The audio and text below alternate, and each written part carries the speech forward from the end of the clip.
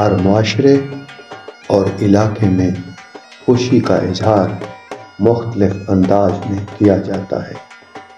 शादी ब्याह और मुख्तलिफ सकाफती त्योहारों पर झूमर डालना जनूबी पंजाब के लोगों का मनपसंद शौक है।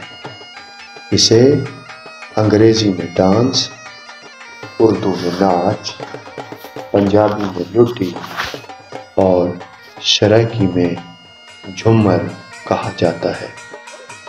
झूमर जनूबी पंजाब के देहाती इलाकों का मकबूल रक्स है।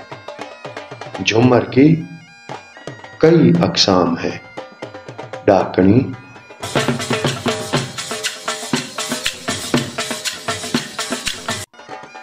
देसी,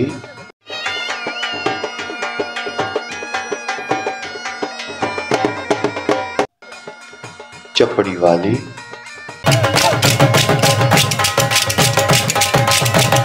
एक ताड़ी, दो ताड़ी अते त्रै ताड़ी झूमर।